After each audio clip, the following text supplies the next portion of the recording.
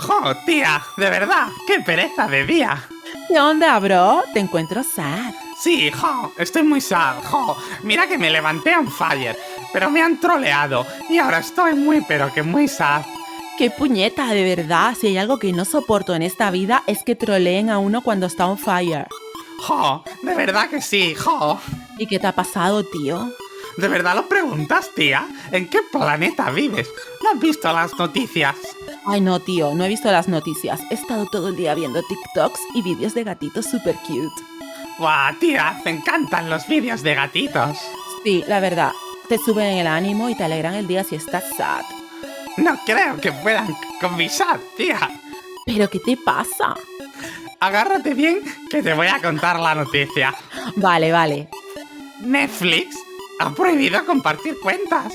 ¡No, tío!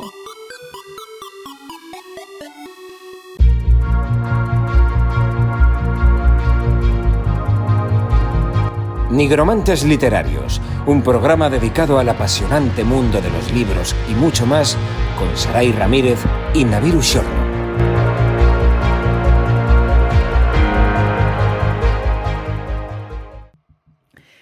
Hola, negromantes, bienvenidos una vez más a este rinconcito de letras y locuras, donde nuestro único propósito es compartir un ratito agradable con ustedes, hablando de libros, anotando más y más títulos a esa lista de lecturas pendientes, que ya debe llegar a la Luna o a Mercurio por lo menos. Tenemos por delante un programa intenso sobre un rebelde celebérrimo en el mundo de la literatura, pero primero voy a ver cómo se encuentra mi querido compañero de letras, Naviru Shorno. ¿Qué tal estás? Muy bien, hola Saray, hola a todos. Pues nada, estoy aquí deseando analizar este libro, que en mi caso ha sido la segunda vez que lo he leído, no sé. Sí, en el mío también, ¿Tú te consideras ¿Cómo no un rebelde? libros por leer? No da por hacer por- relecturas, claro, porque no nos gusta perder el tiempo a nosotros, ¿qué va? ¿Tú te consideras un rebelde, Navi? Bueno, en la actualidad no mucho. Supongo que en algunos puntos pues tengo mi puntito rebelde, pero bueno, en otros pues ya comprendo cómo funciona la sociedad y creo que a veces es mejor pasar por el aro y evitar problemas. Pero bueno, en otros en los que considero que sí que hay que serlo, pues sí que lo soy. No sé, en tu caso... Hombre, esta era una pregunta obligada hoy, porque el libro que vamos a analizar es The Catcher in the Rye, que al principio en español se tradujo como El cazador oculto, y no fue hasta los años 70 que empezó a conocerse como El guardián entre el centeno, famosa novela escrita por J.D. Salinger. Historia imprescindible dentro de la literatura universal. De hecho, hoy es uno de los clásicos literarios más leídos del mundo. Leí hace poco el dato de las ventas y a día de hoy se siguen vendiendo 250.000 copias al año. Sí. Yo también tengo por aquí apuntado. Tenías ese dato, pero a mí me pareció impresionante eso porque, a ver, es una novela de los años 50, ¿no? Pero, ¿qué te parece, Navi, si entramos de lleno a analizar este trabajo y notamos a la rebeldía un ratito? Sí, vale, venga, vamos ya. Yo primero, ahora, si te parece bien, podemos hablar una pequeña biografía del autor. Muy bien. Para poner un poquito en contexto a la persona que escribe este libro, ¿no? Y bueno, pues vamos con algunos datos básicos. Por ejemplo, el autor es J.D. Salinger, que nació 1 de enero de 1999. No, de 1919, perdón. En Nueva York, Estados Unidos, y murió el 27 de octubre de 2010 a la edad de 91 años. Asistió a varias escuelas privadas, incluyendo la Academia Militar de Valley Forge, la Academia de McBurney y la Universidad de Nueva York. En 1942, Salinger fue llamado a filas y luchó en la Segunda Guerra Mundial. Se desempeñó en el frente de Europa durante la campaña de Normandía y la batalla de las Ardenas, y fue condecorado con varias medallas, incluyendo la estrella de bronce y la estrella de combate. Después de la guerra, Salinger regresó a Nueva York y se dedicó a escribir ficción, publicando cuentos en revistas como The New Yorker o Harper's Bazaar, y El guardián entre el centeno, que fue publicado en 1951 y se convirtió en un éxito de ventas básicamente desde el inicio en que se publicó el libro. La novela ha sido traducida a muchos idiomas, ha vendido millones de copias en todo el mundo, creo que está alrededor de 60 millones, una cosa así. Añadir también que, bueno, Salinger tuvo una vida personal bastante complicada y a menudo se le considera un autor enigmático. Tuvo varias relaciones románticas a lo largo de su vida, incluyendo una con la escritora Joyce Maynard, lo que se acabó casando con Claire Douglas en 1955. Tuvieron 2 hijos, pero se divorciaron en 1967. Y he dicho antes que se le considera un autor enigmático. más que nada debido a su extrema reclusión y su aversión a la fama y a la publicidad, porque después del éxito de la novela El guardián entre el centeno, digamos que Salinger se retiró de la vida pública y dejó de conceder entrevistas e incluso hasta de hacer apariciones en público. Se mudó a una casa en Cornish, en New Hampshire, y vivía de una manera bastante privada, como un ermitaño, ¿no? Y estuvo ahí, se puede decir que de una forma recluida durante 5 décadas, o sea, 50 años, hasta su muerte en 2010. Y también algo muy curioso es que Salinger se negó a permitir que sus obras fueran adaptadas al cine o al teatro, y también mantuvo una larga batalla legal para evitar la publicación no autorizada de su correspondencia personal. Y claro, pues todo esto al final pues acabó contribuyendo a, digamos, a que su reputación como autor pues fuera un poco misterio y enigmático. Y bueno, antes has indicado tú que o sea, la primera traducción al español de la obra, que la realizó la compañía general Fabril Editora en la colección Anaquel de Buenos Aires, que la titularon El cazador oculto. Posteriormente, ¿no? La traducción española, que fue en 1978, la novela la tituló El guardián entre el centeno, ¿no? Sí. Este título viene siendo criticado por escritores argentinos. No sé si conoces este dato. No, porque la verdad es que se no ve sabía que por qué. El título que se dio en España era estrictamente literal, ¿no? Respondiendo a las 5 palabras del título en inglés, pero perdía, digamos, la esencia, porque el guardián es el jugador que en béisbol corre para atrapar la pelota, ¿no? Si este jugador se encuentra de manera figurada en un campo casi idéntico a un trigal, estará evidentemente oculto y fuera del alcance del bateador, ¿no? Por lo que sería un cazador oculto. Ajá. Entonces, claro, esa es la idea que inspiró el título de Salinger en inglés, ¿no? Y claro, en inglés es muy fácil hacer la conexión y establecer la metáfora, pero en español no. Y hay que imaginar el propósito del autor para dar exactamente con la idea que, pues digamos, que Salinger buscaba, ¿no? Lo que me parece muy curioso es que Salinger, pues, prohibió que cualquier otra traducción al español llevase un nombre diferente al guardián entre el centeno, que es como se le conoce prácticamente en todos los países de habla hispana. Eso te iba a decir, que al final pues trascendió el guardián entre el centeno, ¿no? Como título, por lo menos no sé, yo los encuentro los dos acertados, ¿no? Como títulos, el guardián entre el centeno, incluso teniendo en cuenta todo lo que se habla dentro de la novela y cómo el mismo protagonista hace la metáfora, ¿no? Pero sí, bueno, se entiende, ¿no? Si él quería el otro título, se tendría que haber respetado eso, ¿no? Pienso yo. Ay, pero ¿qué vamos a hacer? Eso es lo que les pasa a muchos autores, ¿no? Por desgracia. Si quieres, podemos pasar al contexto histórico del libro y a contar algunas curiosidades, porque hay unas cuantas alrededor de él, no pocas. Vamos a hablar primero de la época en la que salió, una novela que se desarrolla entre los años 40 y 50. Ya sabemos que ese fue un periodo inestable para la historia de Estados Unidos. El libro se publica en el 51, me parece, sí. Y el mundo trataba de recuperarse de la Segunda Guerra Mundial, ¿no? Aparte, luego estaba el conflicto con los rusos, que había dibujado una línea que dividía a la sociedad entre capitalistas y comunistas. Y todo esto fue un caldo de cultivo perfecto para que Salinger creara El guardián entre el centeno, ¿no? Este hombre se transformó de la noche a la mañana en el autor más controvertido de Norteamérica. Pero para explicar los motivos de semejante título, convendría comentar algunos aspectos de su vida, que algunos los has comentado tú, ¿no?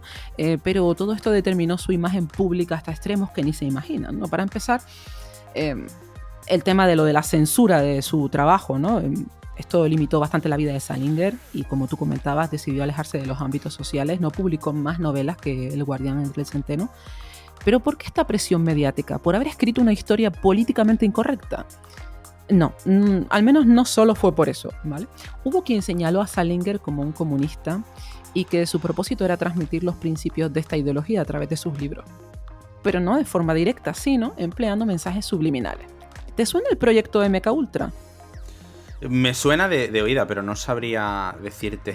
Bueno, mira, el proyecto MKUltra se trató de un programa de control mental de la CIA que pretendía, pues, modificar la conducta de diversas personas y les inoculaban ideas homicidas sin que fueran conscientes, ¿no? De esto.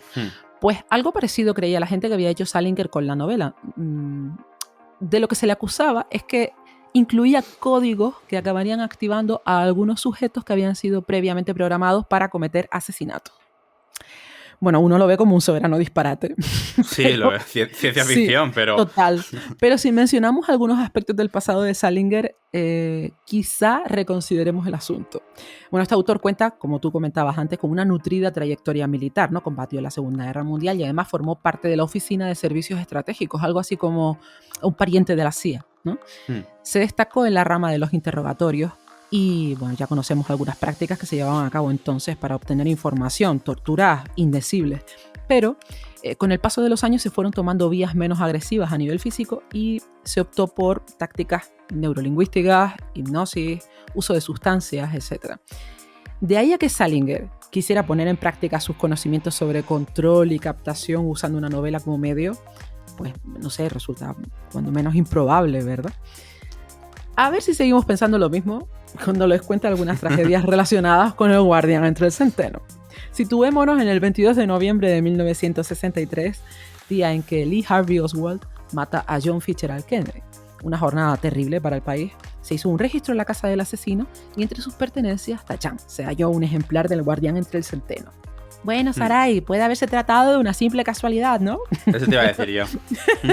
Pues viajemos entonces al 8 de diciembre de 1980. Este día, un sujeto llamado Mark David Chapman asesina a sangre fría a uno de los músicos más importantes de la historia, John Lennon. ¿Y qué tiene que ver esto con Salinger? Pues que Chapman, la misma mañana del crimen, había comprado un ejemplar del guardián entre el centeno. Es más, después de disparar a Lennon, se sentó en la acera y se puso a leer el libro, ¿no? A continuar la lectura. Vamos con otra fecha. 30 de marzo de 1981.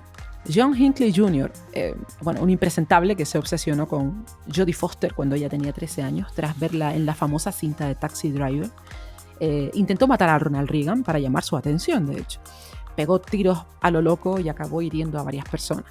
A Reagan tuvieron que ingresarlo en el hospital con un pulmón perforado y, bueno, Hinckley estaba totalmente obsesionado con el guardián entre el centeno. Se lo había leído en innumerables ocasiones. Otra fecha más. 18 de julio de 1989. Robin John Bardo acaba matando a la actriz Rebecca Schaeffer después de años de acoso ininterrumpido, ¿no? Se presentó en casa de la chica y le pegó un tiro a bocajarro. Cuando lo detuvieron, adivina qué llevaba en el bolsillo trasero del pantalón. El libro de El guardián del En centeno. efecto, sí señor. Hostia, es horrible y fascinante a la vez, ¿eh? Sí, yo no sé si será cierto que Salinger tenía propósitos, ¿no? Más allá del terreno artístico al escribir esto, pero lo que está claro es que la situación debió ser cuando menos impactante, ¿no? Imagínate escribir un libro y que todo el mundo lo señale como el responsable de volver violentas a las personas.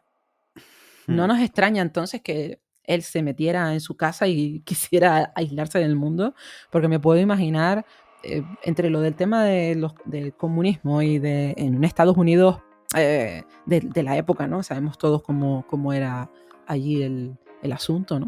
Entre eso y lo de que salieron unos cuantos asesinos después de haberse leído el trabajo, pues me imagino que no, psicológicamente no es algo fácil de llevar, ¿no? No, la verdad que no. A ver, yo quiero creer que es simple casualidad, ¿no? Bueno, por lo menos nosotros aún por lo menos nosotros no fuimos programados porque no hemos matado a nadie. Y lo hemos leído 2 veces. Sí, desde luego. Cuéntame alguna cosita técnica de esta novela, que seguro que tú... Pues sí, bueno, vamos con la ficha técnica, historia de la obra. El título original, como ya has indicado antes, pues es To Capture in the Ray, ¿no? El guardián del tren centeno, es como se conoce más. Fue publicado en 1951 en inglés en los Estados Unidos. El libro está ambientado en Nueva York y pertenece al género de novela, y como subgénero podríamos decir pues que... Yo diría que es como una novela de aprendizaje. Vale, luego podemos desarrollarlo más esto, ¿no?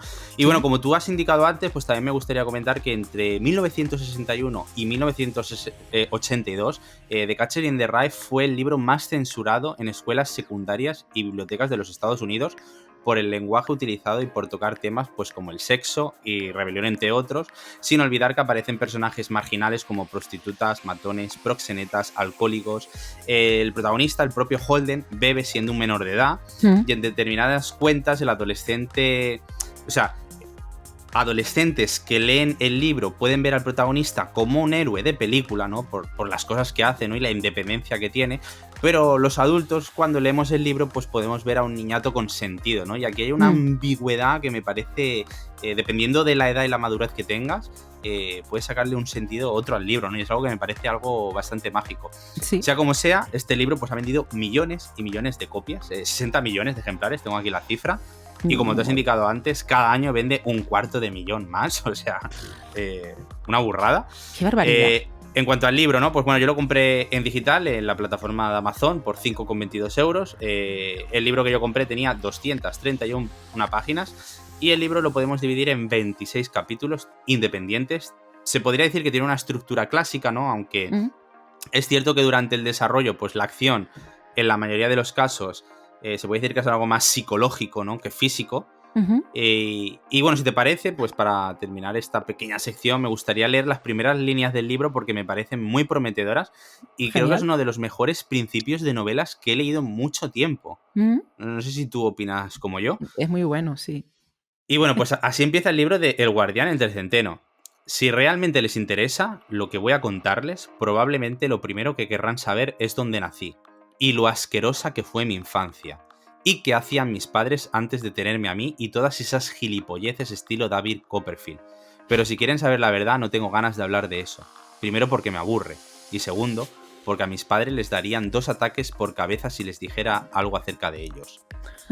O sea, me parece... el primer párrafo del libro me parece algo bestial, ¿no? O sea, sí, es una manera magistral de describir al personaje. Es rompedor, no tiene nada que ver con otros libros de adolescentes, ¿no? Por ejemplo, sobre todo, claro, David Copperfield de Charles Dickens me gustó mucho. Y sabes que lo mencioné de esta manera, diciendo, o sea, es gilipollez del estilo de David Copperfield, me parece como una promesa de lo que van a leer a continuación. Sí, que es un irreverente, ya lo ves, no, lo ves venir, ¿no? Es un poco... Sí, me parece bestial. Y si te parece bien, Saray, aquí podemos poner la alarma, ¿vale? Sí. Que suene la alarma y así avisamos que a partir de aquí, porque vamos a hablar de los personajes y vamos a destripar el libro, vamos a decir spoilers, así que si no has leído el libro pues y quieres parar aquí el programa, hazlo, lee el libro y luego vuelve, y claro, si has leído el libro, ¿no? Pues continúa porque vamos a destriparlo, ¿verdad, Saray? Sí, ahí a full, como siempre, ¿no? A despellejar. Bueno, pues vamos a empezar con los personajes, si te parece bien, Navi, porque aquí hay tela que cortar. Empezamos, como no, con Holden Caulfield, nuestro protagonista. Uno llega rápido a la conclusión de que se trata de un sujeto inteligente, más allá de que creamos que su conducta sea lógica o todo un despropósito, ¿no? Hay un poco como lo que tú decías antes, que depende de la edad mental que tú tengas cuando lees este trabajo para llegar a una conclusión u otra, ¿no? Yo siempre que se habla de este personaje se le encasilla en el perfil de los rebeldes, y aunque a grandes rasgos se comporta como tal, yo veo otras cosas en Holden mucho más destacadas que su rebeldía, ¿no? En algunas cuestiones es tremendamente ingenuo, como el momento de la prostituta en el hotel o su manera infantil de encarar todas las relaciones humanas, no solo las que pretende mantener con las chicas a las que desea y odia a partes iguales, sino que también está el dolor que lo atraviesa cada vez que recuerda a su hermano fallecido, sin duda un proceso que no ha sido capaz de superar por sí mismo, ¿no? Y que podría haber sido el detonante, ¿no? de este desencanto perpetuo, ¿no? Hay momentos de la novela en que su negatividad, es contagiosa. La palabra odio surge en innumerables ocasiones, no sé cuántas veces, debía haberlo apuntado, porque la verdad que la palabra odio está, cada X fragmentos, es una pasada. Sí. Y todas las quejas que aparecen, ¿no? A lo largo de la narración, que son deprimentes, y un dibujo perfecto que hace Salinger de la juventud de esa época, ¿no? Que parece desganada y sin ganas de emprender proyectos, como si no tuviera nada bueno que ofrecer al mundo. Desde el punto de vista psicológico, Holden actúa muchas veces como un absoluto narcisista, pero de pronto surge algo, un pensamiento tierno acerca de sus hermanos o las ideas cálidas que le vienen a la mente cuando se imagina a sí mismo en una relación afectiva, y te das cuenta de que en realidad no es más que un niño asustado. Es un modo muy complejo de presentarnos a un personaje, y desde luego Salinger lo hizo con muchísimo criterio, ¿no? No hay momento en que baje la guardia. Hay una dualidad genial en el personaje. Por un lado está su falta de moral ante ciertos temas, y por otro nos vamos a topar con un Holden humano lleno de cosas buenas, creo que eso es lo mejor de esta novela, ¿no? El retrato decadente de un sector social afectado mucho más allá de lo que aparenta, con verdaderas dificultades para mantener a buen recaudo sus emociones, para comprender el sentido de la frustración en la vida, para aceptar las consecuencias de cada decisión. En ese aspecto, El guardián entre el centeno es un documento acertadísimo, y el joven Caulfield, un personaje muy rico. No sé si tú lo ves igual, si te cayó bien o si te cayó mal o... No, opino como tú. Luego también que el libro esté escrito en primera persona te es muchísimo más fácil, ¿no? Profundizar en su psique humana, ¿no? Y sí que hay veces que las cosas que dice pues son un poco confusas, pero bueno, como representa a un adolescente, pues también es muy creíble, ¿no? Sí. Y creo que también es uno de los grandes aciertos, que a veces... digamos que su diálogo se contradice a sí mismo, pero claro, es que adolescente... Está revolucionado, sí, claro, Exacto. Es normal, ¿no? Todas esas incoherencias son propias de la edad. Y en el fondo te sientes un poco como el psicólogo del que estás escuchando ahí mientras él está acostado en el diván y tú lo estás escuchando. Es un poco eso. Tenía esa sensación también de como que me estaba contando a mí su historia, ¿no? Y tú no te puedes permitir el lujo tampoco de juzgarlo, ¿no? Porque... No, porque eres como, bueno, como un terapeuta de verdad, no juzga, simplemente escucha, ¿no? Y bueno, te da los consejos, pero eres tú la persona que tienes que darse cuenta, ¿no? De lo que está pasando y... Sí. Ah, qué bueno que hayas tenido la misma impresión que yo, porque a veces cuando lo leí porque yo este libro lo leí con unos 18, 19 años y no lo recordaba así. O sea que sí que es cierto que depende de la edad que tú tengas para entenderlo o no. O para entenderlo de una manera, ¿no? Yo igual, lo leí creo que con 20 y poco y me llevé una gran decepción con el libro porque... Claro, me habían hablado maravillas de él y no sé, pero ahora en cambio esta segunda vez ya con la madurez que tengo, se ha encontrado una obra, una excelente obra, o sea, me ha gustado mucho, que bueno, igualmente luego en la conclusión nos adelantemos. Es que siempre hacemos lo mismo, porque somos unos impacientes, pero bueno. Pero hablamos de otro personaje, Navi. Yo voy a hablar de Ellie Caulfield, que es el hermano fallecido. Sí. Que bueno, a pesar de ser un personaje que no aparece en la novela, creo que tiene una relevancia muy importante durante toda la trama. Este personaje era el hermano menor de Holden, y digo era porque murió de leucemia antes del comienzo de la historia. Para Holden, su hermano era el hijo perfecto y todo lo que él nunca llegara a ser, ¿no? Su pérdida pues lo marcó profundamente, ¿no? Convirtiéndose en un tema recurrente en su mente y en sus pensamientos, porque es nombrado junto a la palabra odio una infinidad de veces a lo largo de todo el libro. Al principio de la historia pues descubrimos que la única clase que se le da bien a Holden es la lengua, y su compañero de habitación, un tal Stradler, le pide que le haga una redacción descriptiva mientras él se va de fiestuki por ahí, ¿no? Y Holden decide hacer una descripción sobre el guante de béisbol de su hermano Ali, y cuando regresa su compañero y lee el tema, pues se lo recrimina, como dándole a entender que el tema tratado pues no era lo suficientemente importante, y Holden se enfada y rompe la redacción, no se llega a saber por qué la rompe, ¿no? Pero bueno, yo creo que lo hace porque, digamos que su compañero no merecía tener ese recuerdo de su hermano. O sea, esa es, digamos, la sensación que yo tuve, no porque se enfade de... Encima que te hago el trabajo, o sea, yo creo que era más fue algo completamente relacionado con la impotencia, ¿no? De esta persona no merece tener algo tan bueno entre sus manos, y no porque la redacción sea buena, sino por lo que cuenta en la redacción, lo que significa para él. Entonces, bueno, pues mira, me pareció volvemos a coincidir. Aquí. Sí. Además, en ese instante es imposible no querer, entre comillas, un poco, o al menos tener cierta empatía por Holden, ¿no? Sí.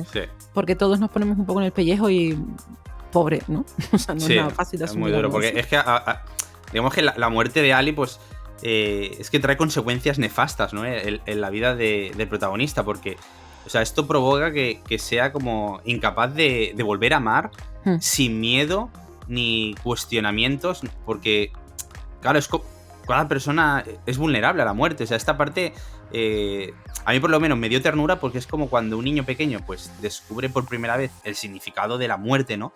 Y que cualquier ser pues puede sucumbir a la muerte, ya sea por enfermedad o por accidente fortuito, ¿no? Y digamos que Holden pues no es capaz de dar un paso más, está como, ¿sabes? Se quedó anclado en eso, sí. Sí. De todas formas, hay heridas que dejan unas cicatrices eternas, ¿no? Y eso es... Supongo que tampoco nadie se sentó con Holden a hablar de la situación para que aprendiera a asimilarla de un modo maduro y Sí, esto también puede ser. Porque ahí lo lanzaron, ¿no? Al internado y sí. ventílatelas, ¿no? Y bueno, ya te apañas. Y bueno, por último, y menos importante, lo que me gustaría decir sobre Ali, pues que, aunque bueno, este tema lo trataré luego más adelante cuando hable de los temas de la novela, podría decirse que la muerte de Ali pues marca como el inicio de la pérdida de la inocencia en Holden, ¿no? Sí. Lo que resulta... pues para él, pues un profundo desequilibrio emocional, ¿no? Pues que afecta toda su vida y afecta en la toma de decisiones que iremos viendo a lo largo de toda la aventura que nuestro héroe vive en el libro. Por así. Totalmente de acuerdo. Volvemos otra vez, Navi, si es que somos ya lectores hermanos. Pues, ¿tienes algo más que comentar de Ali? No, pero bueno, luego en conclusiones tengo 2 temas muy rocambolescos que he buscado por internet y no he encontrado mucho y a ver si aquí coincidimos o discrepamos. Prometedor para un buen debate. Pues seguimos con otro personaje, si te va bien. Vamos a hablar del señor Antolini, ¿vale? Primero, es curioso que durante la novela estemos todo el tiempo esperando que aparezcan los padres de Caulfield. Y aunque participan en una escena, su relevancia es más bien escasa, ¿no? Pero en ese sentido, el señor Antolini adopta un rol casi paternal y se nos presenta como una figura necesaria en el desarrollo de Holden, ¿no? Porque que el chico parezca respetarlo, incluso que sienta cierto afecto por él, ya convierte al personaje en alguien interesante para el lector. Pero es que todo esto desaparece en el momento en que Holden acude a su casa en busca de refugio, se queda a dormir en el sofá y de pronto se despierta porque el profesor le está acariciando la cabeza en la oscuridad, ¿no? Por supuesto, Holden pierde los papeles y sale pitando de ahí. Y la pregunta que surge en el lector es: ¿era una actitud inapropiada o simplemente un gesto de cariño? Pues Salinger lo deja en el aire, porque en ese momento preciso Holden se encuentra tan alterado que uno no llega a descubrir si en efecto estamos ante un capullo que se quiere aprovechar de la situación o si simplemente le daba pena del chico y quería darle un poco de cariño, ¿no? De todos modos, por cómo van desarrollándose los acontecimientos a lo largo de la historia, yo me inclino más por lo segundo. Prefiero pensarlo así, porque si no, tendríamos que darle la razón a Holden y aceptar el discurso que nos da durante toda la novela, y eso es bastante deprimente, ¿no? No sé qué opinas tú a este respecto. Este era uno de los temas que quería tocar contigo. Bueno, pues los tocamos luego entonces. Vale, pero bueno, simplemente añadir de lo que has dicho que bueno, aunque la figura de los padres solo sale en una pequeña escena y apenas tienen relevancia a lo largo de la novela, yo creo que esto es adrede porque como lo van metiendo, o sea, cuando lo echan de una escuela, lo meten en otra, como que los padres no están ahí de forma física. Yo creo que el autor quería plasmarlo de que tampoco en la novela estuvieran, o sea, aparece en una pequeña escena en la que él huye de ellos, ¿no? Sí. Y yo creo que va un poco... O sea, que es adrede, ¿no? Es como que no... Sus padres no están casi nunca en su vida, pues tampoco iban a estarlo en este fin de semana loco. No, él no podía tener confianza en ellos, porque entonces se nos caía a pedazos la estructura del libro, ¿no? Sí, tenía que sentirse completamente ajeno a esa... De hecho, la única cosa que lo motiva a ir a su casa es ver a su hermana, ¿no? Es a Phoebe. Sí, luego hablamos, pero sí. Vamos dejando cosas para después. Es que de verdad nos tienen que perdonar, nigromantes, pero cuesta mucho. Yo voy a hablar de 2 compañeros, de Ward Stradler y Robert Ackley. El primero, ¿no? Pues es el compañero de cuarto de Holden en el instituto de Pensy. Puede ser que se diga así, Pensy. Y Stradler es descrito pues como un ser vanidoso, egoísta, arrogante, y aunque tiene fama de ser un excelente estudiante, es un auténtico vago. En la novela ya vemos que le pide a Holden que le haga un trabajo, el trabajo descriptivo, por lo que damos por sentado que también se lo pide a otros estudiantes, dado su poder de persuasión. Y este poder es envidiado por Holden, es decir, que nuestro protagonista siente envidia de que Stradler ejerza una especie de control sobre las personas, porque, de verdad, tía, el colega liga con todas las chicas, es amigo de todos los chicos, o sea, ¿quién no querría ser como él? Porque... Un hikikomori no, ¿sabes? Esto, sí, total.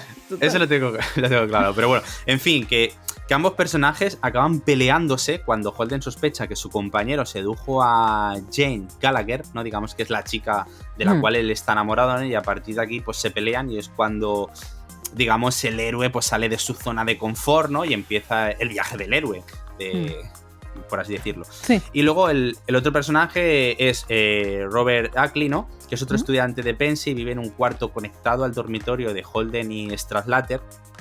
El Notas es un tipo inadaptado, socialmente hablando, un ser maleducado y odioso con costumbres poco higiénicas y capaz de sacar de quicio a cualquiera. Y es que el tipo, o sea, parece que no se lava nunca los dientes. Se corta las tarpas que tiene como uñas en medio de la habitación de Holden. Toquetea con sus mugrientas manos todos los objetos que puede. Me reí mucho. Gracias a este personaje considero que esa chispa que tiene el inicio de la aventura del protagonista en el libro es gracias a la descripción de este estrambótico personaje, porque es que habían pasajes que es que digo, pero de verdad, tío, o sea... No, y además, luego el punto cómico con el que él intenta como todo el tiempo tocarle las narices, ¿no? Sí. Es genial, pero genial. De hecho, todos conocemos un Ackley, ¿no? Supongo. Sí, es que yo creo que eso, yo le ponía la cara de otra persona y creo que por ahí venía, porque cuando se está cortando las uñas y Holden le dice, ¿puedes dejar de cortarte las uñas? Y el otro, ¡plá! Y una uña le golpea en la cara. ¡Qué asco! Es como... De verdad, qué asco. Sí, además era muy descriptivo cuando hablaba de pues hasta el acné que tenía, ¿no? Y todas esas cosas. Es que era altamente descriptivo. Y con lo de los dientes era horroroso. Horrible, sí. Digo, de verdad, ¿eh? Caulfield estaba ahí pasándose de 3 pueblos, ¿no? No sé si es alguna exageración por su parte, ¿no? O si es que realmente se ceñía a la realidad, pero el caso es que nadie quiere tener de compañero a un tío como Ackley, ni tampoco como a Stradlater, ¿eh? Porque el otro es un aprovechado que va de supremo por la vida y... Entiendo en parte que desde esa perspectiva de Holden, ¿no? De aquí está el chulo pidiéndome que le haga los trabajos y el otro dándome todo el día la vara. Es un poco un ambiente que no soportaríamos muchos adultos. Imagínate, ¿no? Un chaval de la edad de Holden. Sí, y bueno, más que nada que, o sea, el cuarto de baño compartían varias habitaciones, asco, ¿no? ¿Con Ackley? ¿Te imaginas compartir un baño con ese chico? Por eso Holden pues sabía cómo era la higiene en este, ¿no? Porque es que la veía a diario. Oye, ¿no? Mira, el chulo tampoco tenía una higiene brutal, ¿eh? Porque de hecho habla de lo de la hojilla que no la limpia. Pero como se miraba en el espejo una hora, pues daba un poco así la sensación de presumido. No, porque me acuerdo que hay una escena en la que dice, se va a peinar, tiene como para 40 minutos peinándose. Sí. Y además admite que es guapo. O sea, él dice, sí, es un sujeto guapo, pero básicamente lo pone como un ser que tiene un cerebro minúsculo. Sí. Tampoco es que estuviera muy alejado de la realidad, ¿no? En fin, bueno, pues pasamos a otros 2 personajes. No sé si has acabado de comentar, Navi, porque te interrumpo y... No, continúa con tus 2 personajes. Pues vamos con Sally Hayes y el señor Spencer. 2 figuras que extraen lo peor de Holden, ¿eh? Uno representa la autoridad, ese sería el señor Spencer, que es el profesor que le da la noticia de su expulsión y el que le advierte de lo mal que le van a ir las cosas si no encarrila su vida, ¿no? Aquí se inicia la debacle emocional de Holden, aunque él lo manifiesta desde la indiferencia en un principio, pero a medida que va avanzando la historia nos vamos a topar con otras emociones, ¿no? Y esa idea del abandono, ¿no? Hay un punto en que se siente muy perdido. Y luego tenemos a Sally, ¿no? Que representa la frustración, porque aparte de que es una chica que no le interesa realmente, ¿no? Es más un entretenimiento que otra cosa. Aunque, bueno, luego hay que decir que le pide, después de una cita horrorosa, que escape junto a ella para iniciar una vida juntos, lejos de todo aquello que tanto detesta.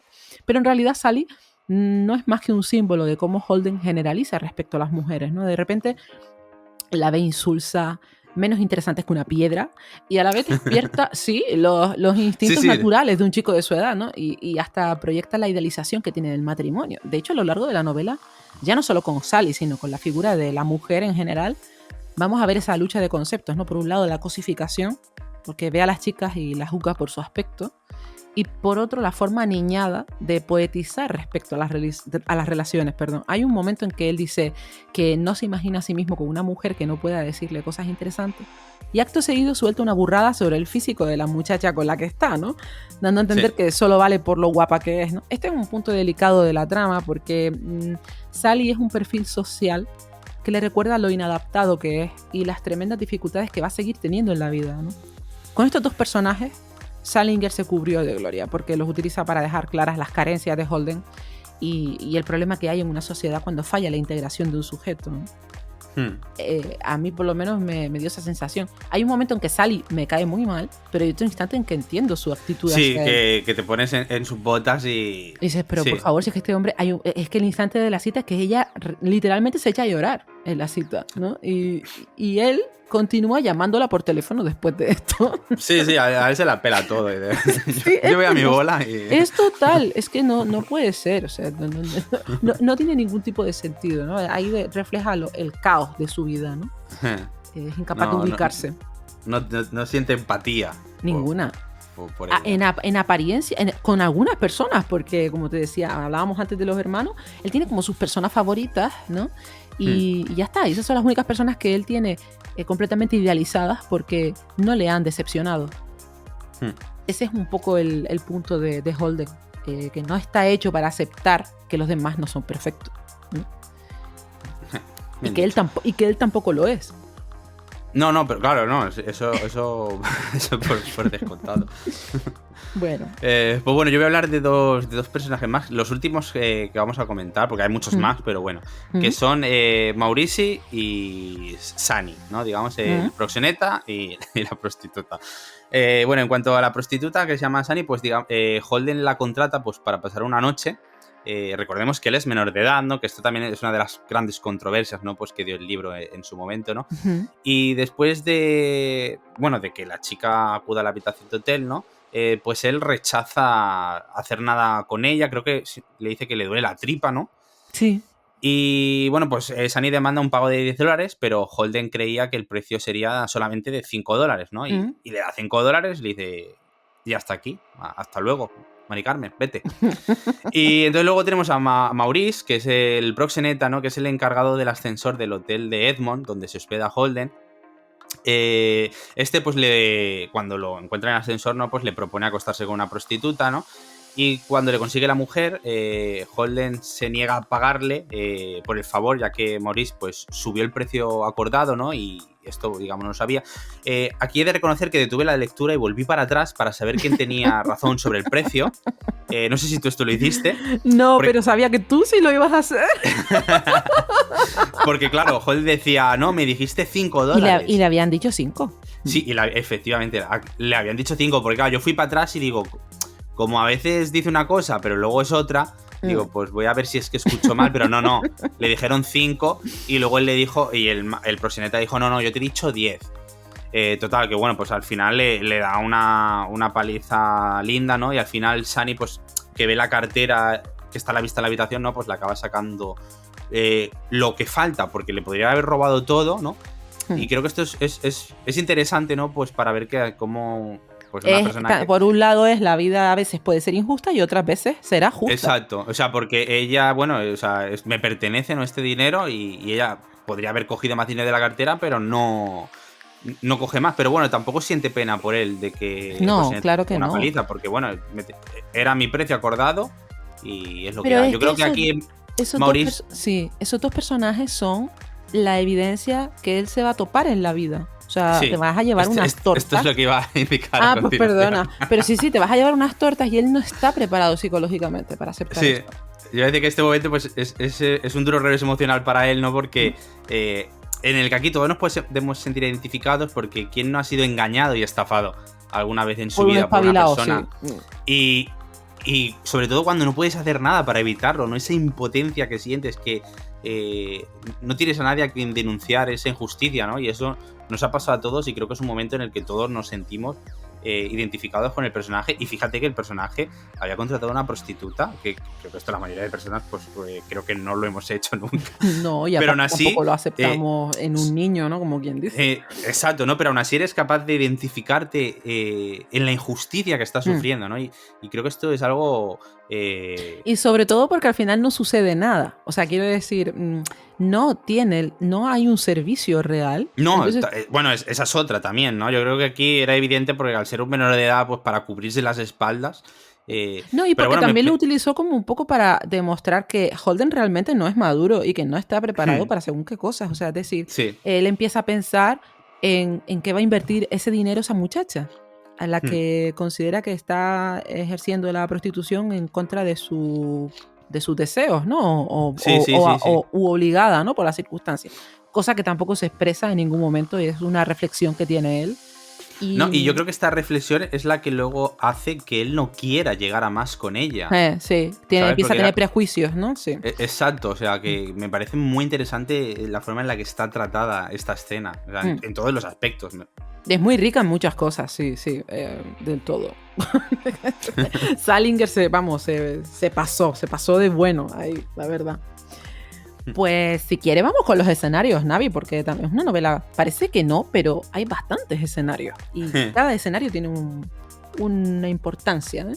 Tenemos el colegio de Holden, con esos dormitorios y baños compartidos que hablábamos antes, ¿no? Con esos compañeros a los que detesta y admira en función de su estado de ánimo y las ganas que tenga de discutir o divertirse.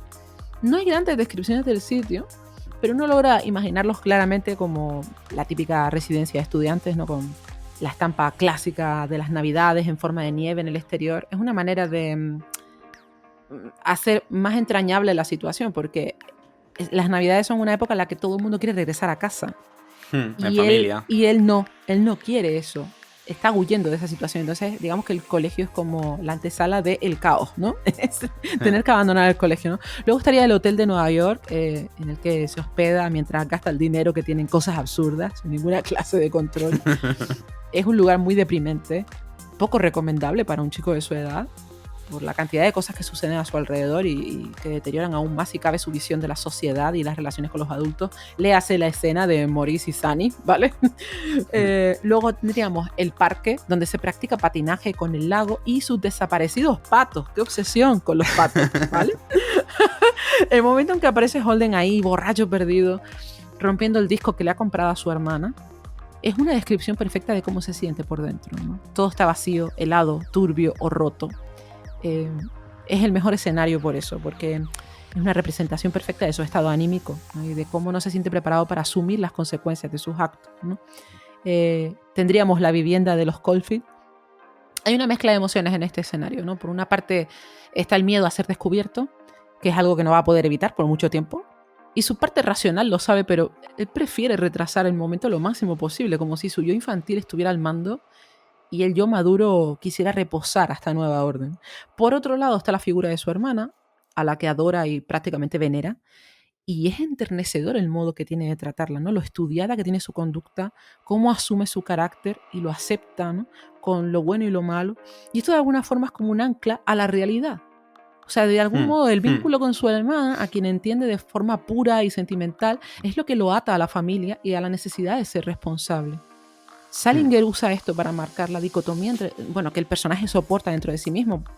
Ese chico abrumado y sensible, capaz de contemplar todo con ojos de niño, que sueña con una vida lejos de todo, que quiere empezar de cero desde un plano fantasioso, y después nos encontramos al joven pesimista que no soporta más el peso de la realidad, que siente un hastío y un tedio desoladores, ¿no? Que necesita urgentemente disciplina, pero también amor, aunque sea incapaz de entenderlo como tal. ¿Qué más escenario? Bueno, la casa del profesor Antolini, ¿no? Este es un escenario interesante porque Holden encuentra en este punto su mayor dificultad a la hora de enfrentarse a los problemas. El modo en que sale huyendo demuestra su impaciencia, su manera de adelantarse a los acontecimientos, su inseguridad y, en definitiva, su inmadurez. El autor hace que experimentes aquí las mismas emociones que Holden. Quiere que te sientas como un ratoncillo atosigado por la mano de alguien superior, ¿no? De alguien en quien quizá no debas confiar, ¿no? El modo en que cambia de parecer respecto a Antolini, solo porque siente que le acaricia el pelo, es un fiel reflejo de los problemas afectivos que arrastra Holden. Incluso si la intención de Antolini hubiera sido deshonesta y sucia, Holden podría haber demostrado mayor madurez a la hora de enfrentarlo, ¿no? Tal vez de comunicar las cosas a sus padres y poner al tipo en el sitio que creía correcto. Pero en cualquier caso es la gota que colma el vaso y lo que extrae la peor reacción de Holden. Y aún así no responde con violencia, que es un poco lo que el lector espera en ese momento, ¿no? Porque el chico está tan exaltado, tan superado por las circunstancias, que no hubiera sorprendido tanto el hecho de que arremetiera partiéndole la cara al profesor o rompiendo la casa entera, si nos ponemos. Sí. Sin embargo, él opta por salir huyendo, y esa es una forma muy inteligente de darnos a entender que no está preparado para la vida. ¿Qué más? Mira, el museo, la escuela de la hermanita, ¿no? Y el zoo. Hay un momento en que Holden ve la palabra que empieza por J en las paredes y se siente la necesidad de borrarla para que personas con la inocencia intacta, como cree que es el caso de su hermana, no la vean. y que así puedan seguir manteniéndose puras, por decirlo de algún modo. Salinger hace un ejercicio magnífico aquí porque deja de manifiesto lo que ha significado para Holden dejar de ser un niño inocente, ¿no? Ese es el punto más destacado de la novela. Es tristeza lo que siente, no ira. Aunque se haya pasado toda la narración tratando de demostrar lo contrario, ¿no?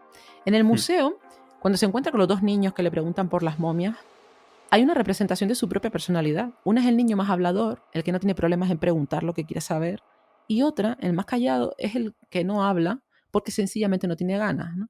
Básicamente Holden, dibujado en dos criaturas. Y por supuesto, está ese final maravilloso en el zoo y el carrusel con su hermana. Es el momento exacto en que se da cuenta de que hay cosas a las que tendrá que enfrentar, quiera o no, por el sencillo hecho de que hay alguien que le necesita, en este caso ella, ¿no? Pero no sé si lo ves así, a lo mejor estoy volviendo a adelantarme, pero... Y además el carrusel, o sea, es como un símbolo, ¿sabes? De todo lo que está pasando, ¿no? Y de la infancia que deja atrás también, ¿no? Sí, de la vuelta a Jedi me pareció poético mucho. Esa escena. Sí. Mira, como curiosidad con el tema de los patos, es que me pasó algo muy gracioso porque yo lo empecé a leer el libro aquí en Finlandia y fui de viaje a Sevilla, ¿no? Y claro, yo estaba leyendo el libro, ¿no? Y yo cuando leía lo de los patos, porque aquí en Finlandia en verano hay muchísimos patos, pero muchísimos, porque está todo lleno de lagos. Pero claro, yo ahora en invierno no veo ningún pato. Y me pasó un poco pues, con Holden, ¿no? Que a ver, claro, yo digo, pues claro, emigran y punto, ¿no? Pero claro, cuando llegué a Sevilla, en Dos Hermanas, ¿no? Que estuve ahí un par de días con mi familia, ahí había un pequeño laguito y estaba lleno de patos. Estaban todos ahí. Sí, y cada digo, mira, y claro, porque no había terminado el libro y Holden se preguntaba, ¿pero se los llevan en camión? Y digo, no, están aquí en Dos Hermanas.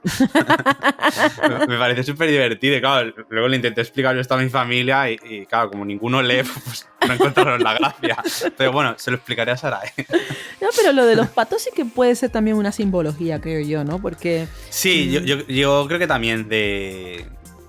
Es como algo que él cree que le ha abandonado, ¿no? Que tiene mucho que ver con la pérdida de su hermano también y de su propia inocencia.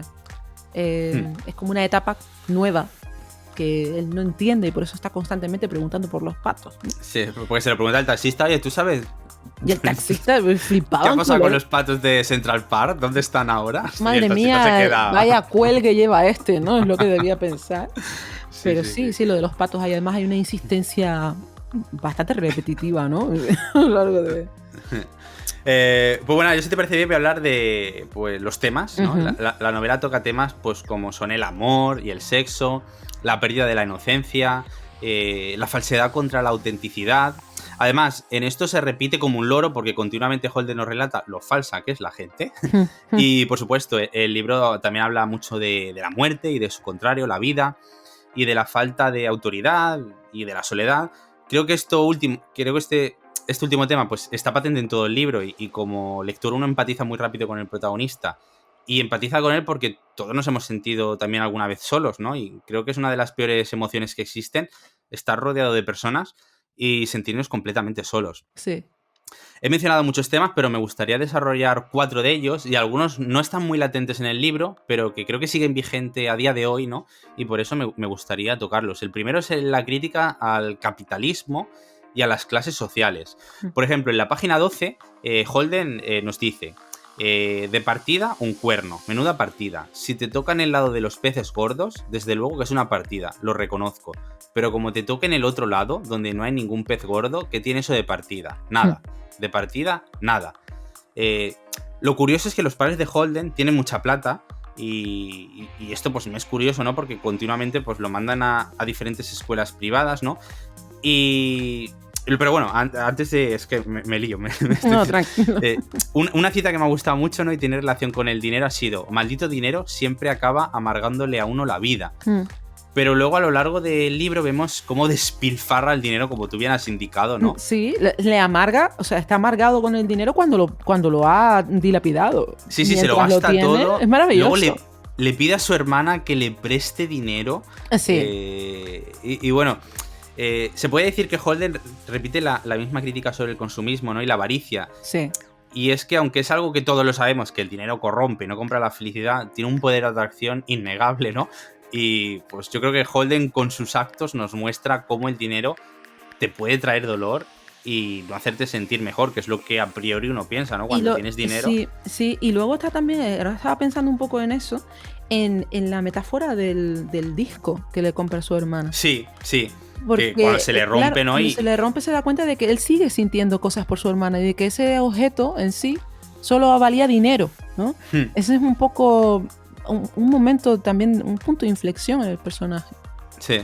Porque además recoge los pedazos del disco y se los lleva a su hermana. Y se los guarda, sí, se lo pone en el bolsillo de la chaqueta. Y ella los acepta porque entiende lo que hay tras esos trozos, ¿no?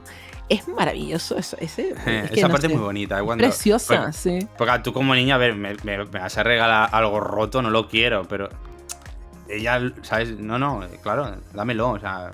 Es mío.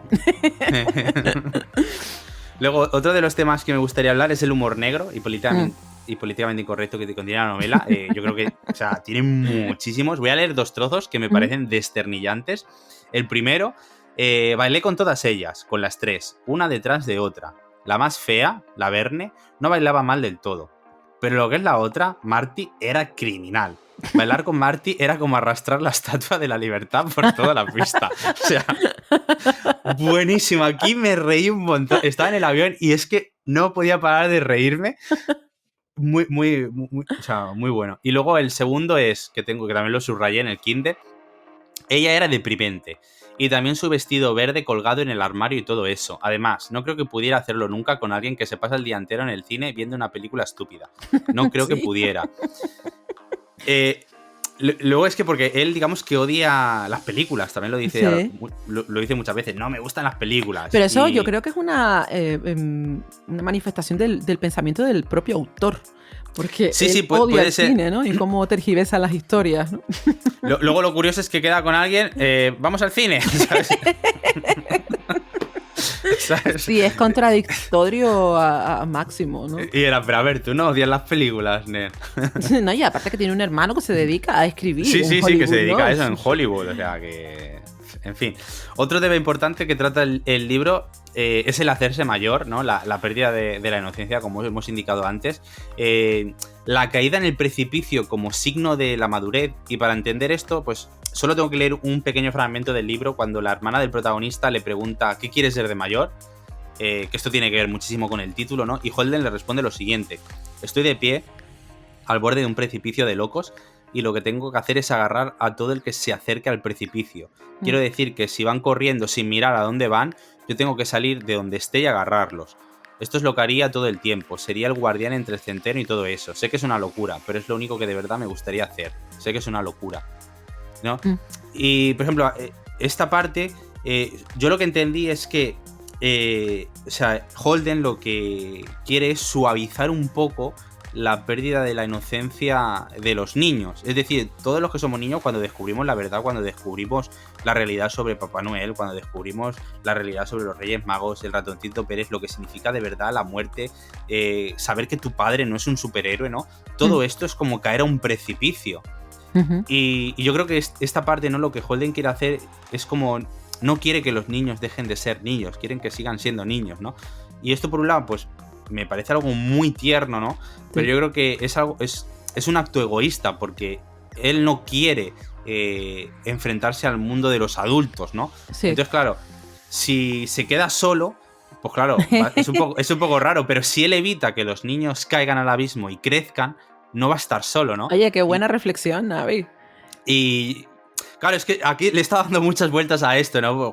Claro, con el título, esto, lo otro. Y yo creo que esto es un poco lo que es Holden. Él no quiere ser adulto, pero no solo él, sino otros como él, que en su caso ya tiene que irse a los niños, porque claro, sus compañeros de piso, pues ya vimos que de una forma son mucho más maduros que él, ¿no? Entonces no le queda otra que salvar a los niños para no estar solo, ¿no?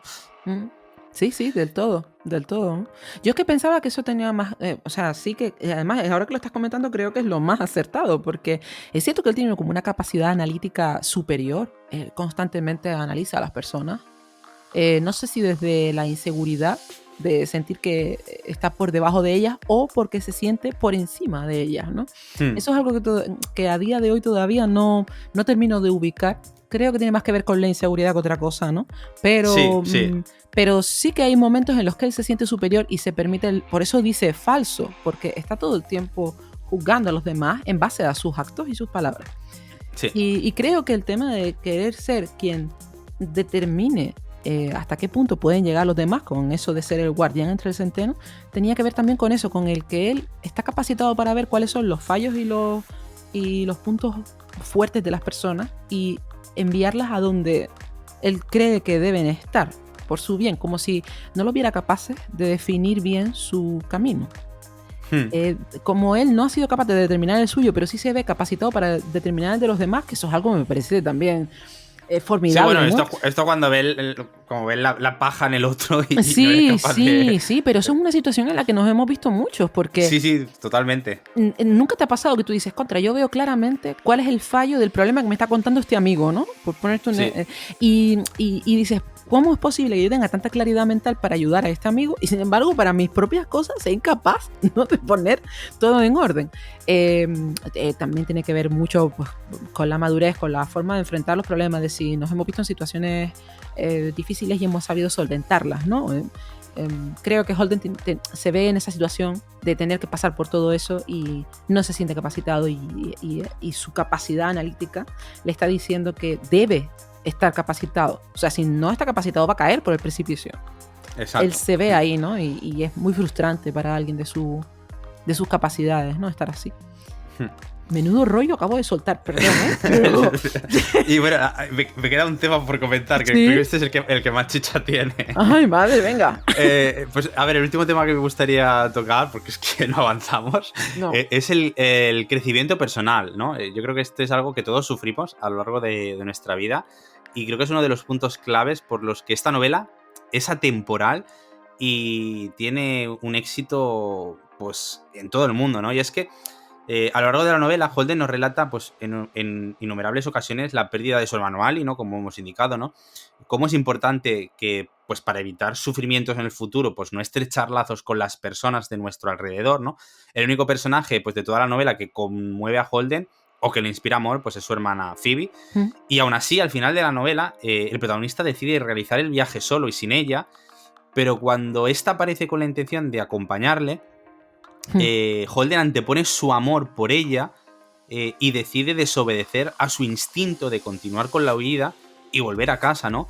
Y yo creo que este es el momento exacto donde vemos que por fin Holden ha evolucionado y digamos que ha empezado a caer sobre el precipicio, o sea, ha tomado una decisión madura, ¿no?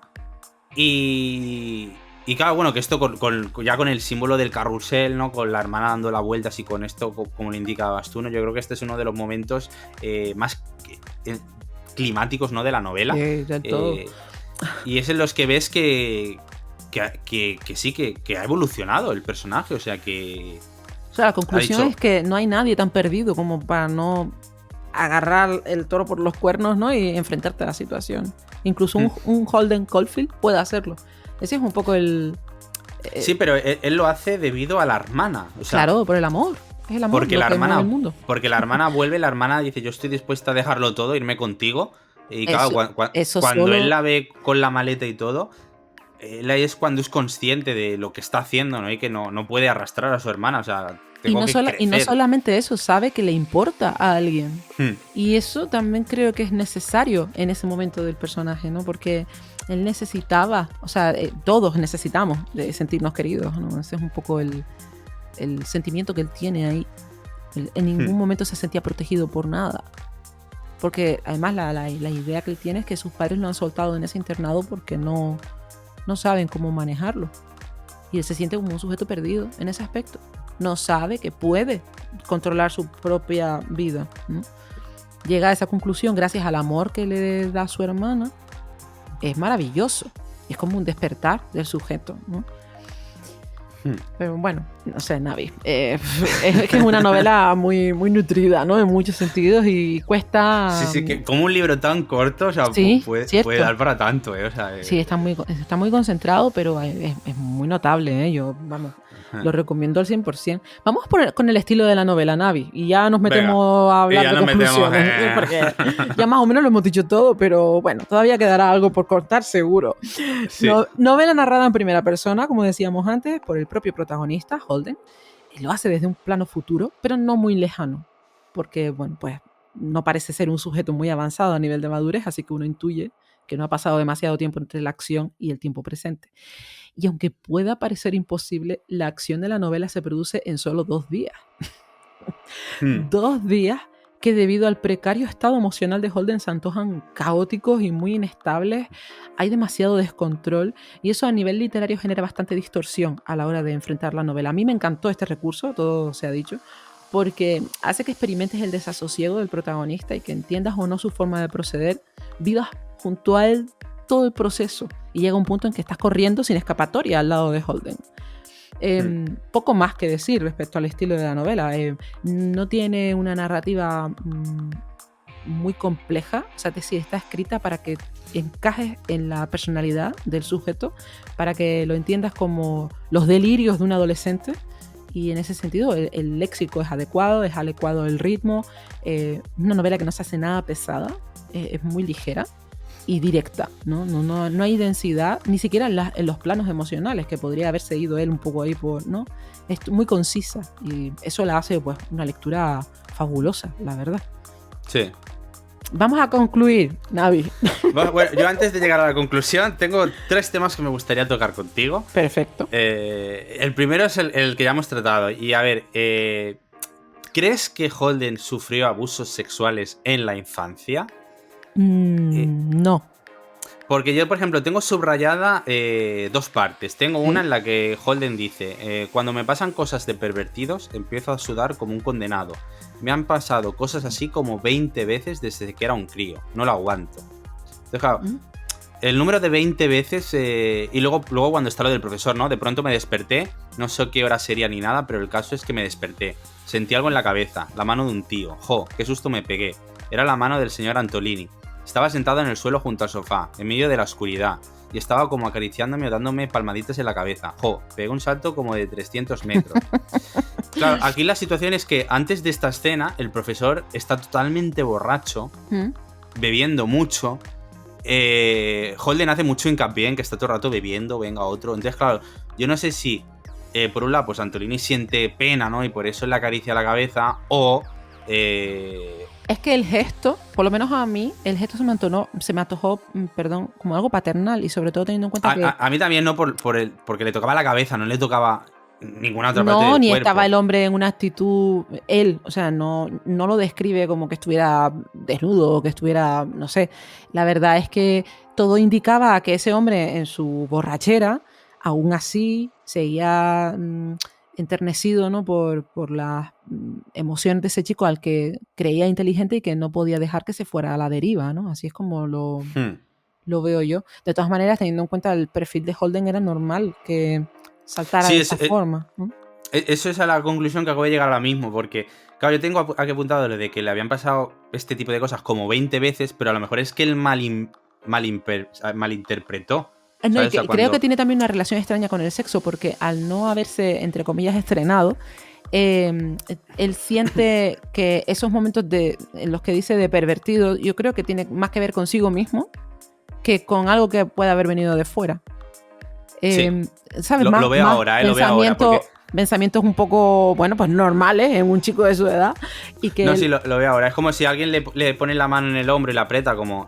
para darle un consejo, y él lo toma como un acto pervertido también. Claro, por sus propias frustraciones sexuales, ¿no? Hasta que él no por eso él tiene también tan idealizadas las relaciones sentimentales, ¿no? Porque piensa que lo máximo es llegar a tener una mujer guapa que le diga cosas interesantes y con quien pasar el resto de su vida. De hecho, hay un fragmento en el que habla de que se irá para siempre y que se hará pasar por sordomudo. Eso me hizo mucha gracia, tengo que decirlo. Que se iba a pasar por sordomudo para que nadie le pudiera hablar. Sí. Y dije, es el colmo de lo asocial. Y lo peor de todo es que me vi muy tentada a hacer lo mismo. No es broma. El caso es que cuando dice, y conoceré a otra chica que también será sordomuda. Ajá. Y eso me pareció que, digo, este muchacho, de verdad, o sea, era la parte, como digamos, más fantasiosa de Holden, y también que demuestra su su acidez, o sea, su humor, que es muy inteligente. Pero eso me pareció muy significativo, ¿no? De la personalidad de él. Porque ya estoy harto de que me hablen y de no llegar, de la gente falsa, estoy harto de todas estas cosas. Entonces me iré lejos donde nadie me conozca, me buscaré un trabajo en una gasolinera y me haré pasar por sordomudo. Ya no tendré que hablar con nadie. Y eso me parecía como que era la solución a sus problemas en su mente, ¿sabes? En su manera distorsionada de ver las cosas. Él creía que la solución estaba en no relacionarse con nadie y en no volver a sentir nada por nadie. Pero al mismo tiempo quería a una chica sordomuda con la que establecerse. O sea, es la contradicción eterna este muchacho. Y eso lo hace un personaje riquísimo. A nivel literario, quiero decir, ¿no? Sí, claro. Pero Bueno, sí, yo por lo menos lo veo así yo, eso, ¿Navi? No, coincido ahora contigo. Yo estaba con la duda, pero sí, claro. Ahora ya, aparte de que ya con todo lo que hemos hablado sobre él, claro, ahora tengo mayor perspectiva de... Yo es que lo había subrayado y digo, ya que lo había subrayado, digo, pues lo comento. Luego, el punto 2 que me gustaría comentar contigo es el consejo que le da el profesor, que le dice, creo que un día de estos tendrás que averiguar a dónde quieres ir. Y entonces tendrás que ponerte en camino, pero inmediatamente. No podrás perder ni un minuto más. Tú no. Y yo creo que el momento del carrusel... Sí. Es cuando él se da cuenta del consejo que le da el profesor. Y es, tengo que ir ahora mismo a casa. Sí. O, ¿sabes? Sí, estoy totalmente de acuerdo. Y el punto 3 que tengo es una cita, es mi cita favorita, creo que del libro. La gente nunca se da cuenta de nada. Es maravillosa esa frase. Pero ves, otra vez volvemos al punto en que él es tan analítico que ha llegado a esa conclusión observando a los demás. Porque en algún modo él se siente superior en algunos sentidos. Volvemos a hacer hincapié en esto, ¿no? Porque en algún momento él se siente como un niño perdido y está completamente desprotegido, vaya.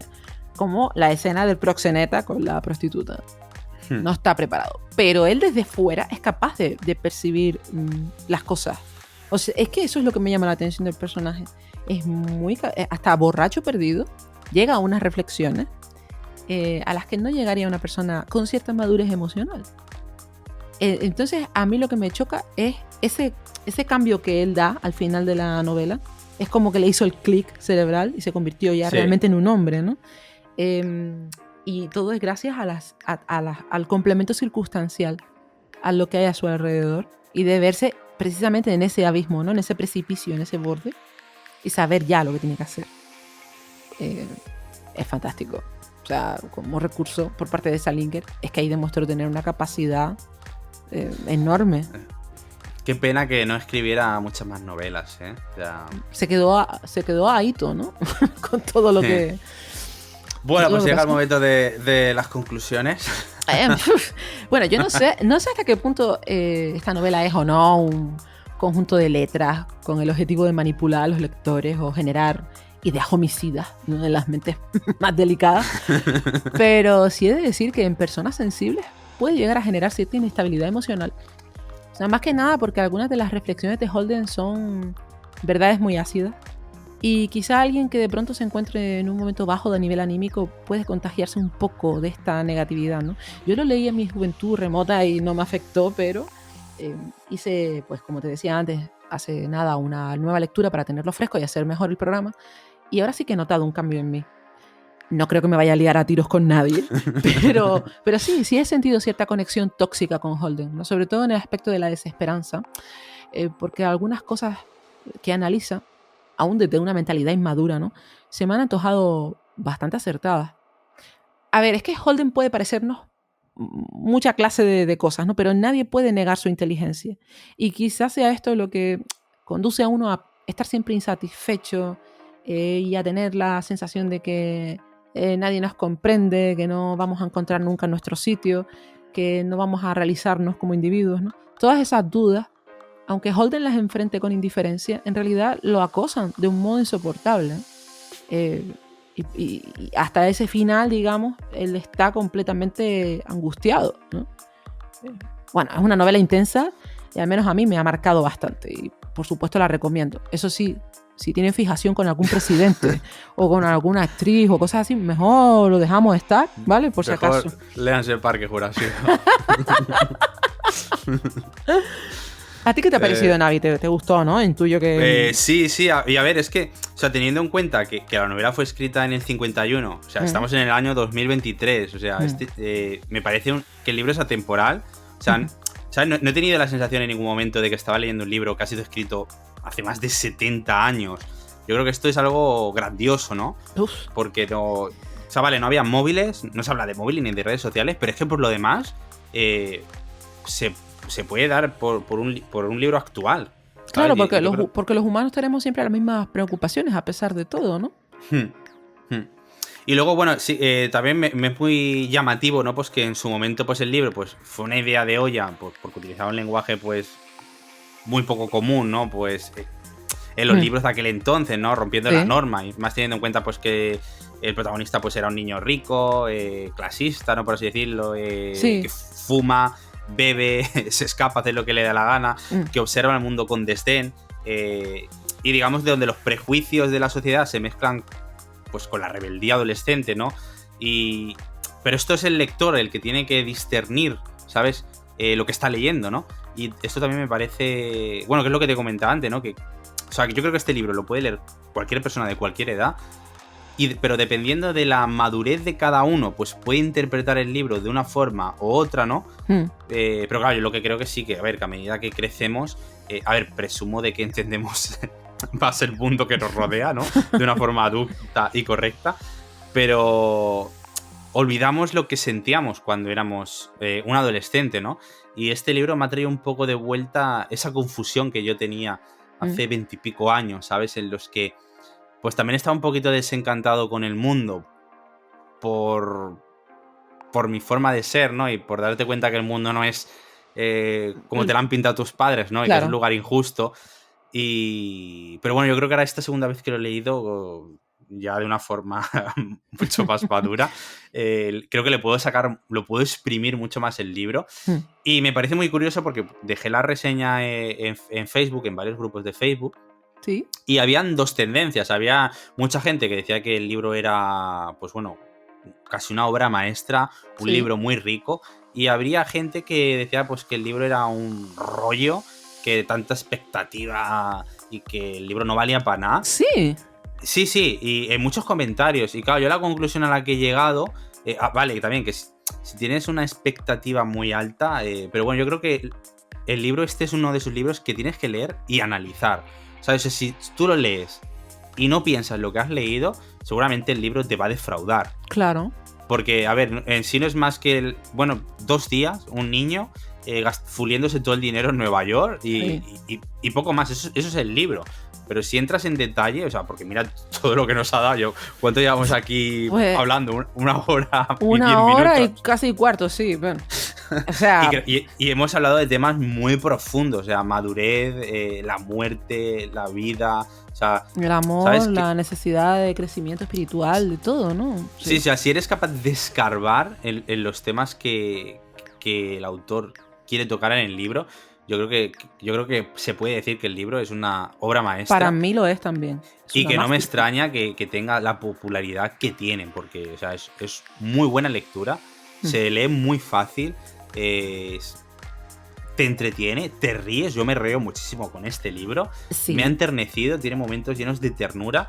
Y luego además es un libro en el que te enseña cosas. O sea, entonces me parece un libro muy bueno, Sarai. Y luego aparte, sí, creo que también el hecho de que no te proyecta este protagonista como un personaje perfecto es genial, porque nada de lo que hace Holden es perfecto, a pesar de que tiene una parte, digamos, noble, pero después tiene una forma de ser muy déspota en algunos instantes, y ese equilibrio que ha conseguido hacer Salinger es bastante delicado, ¿eh? No te creas tú que es fácil utilizar esas dos facetas de un individuo y hacer que el lector medio pueda llegar a empatizar, porque hay cosas de Holden que todos rechazamos. Sí, ¿no?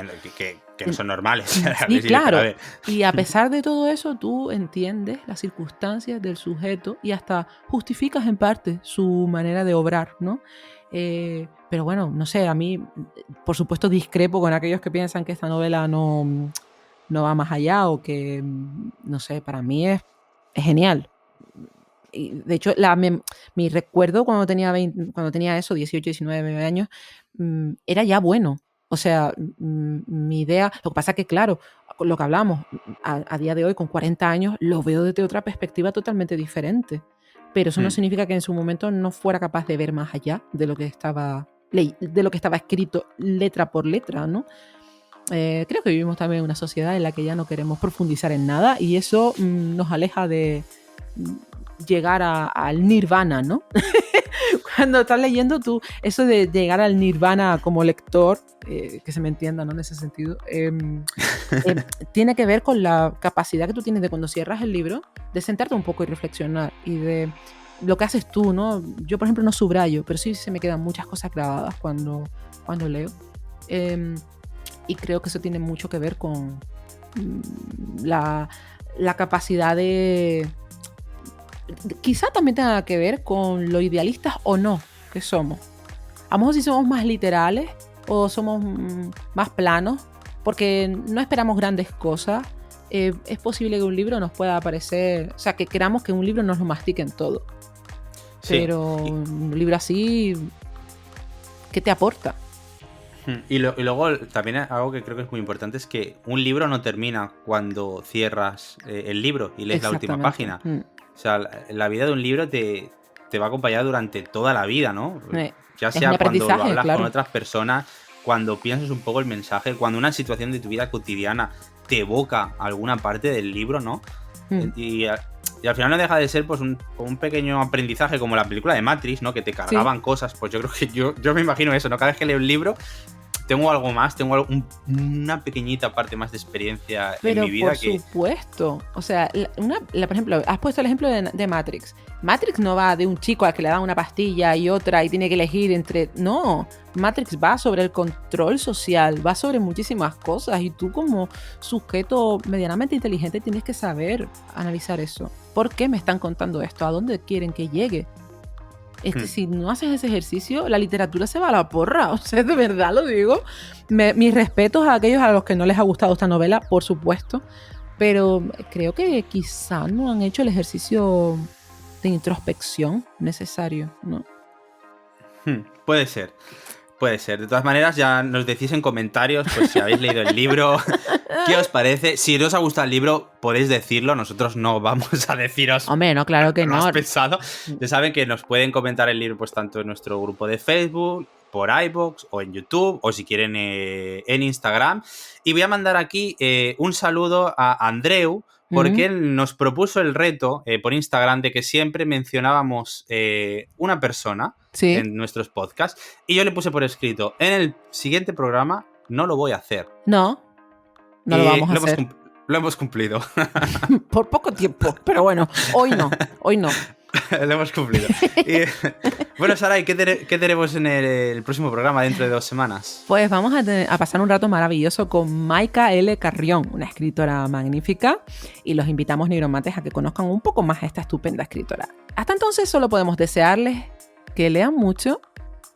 Y sobre todo, que sean muy felices. ¡Bien! ¿Has escuchado Gigantes Literarios? No te olvides darle like y suscribirte. Gracias.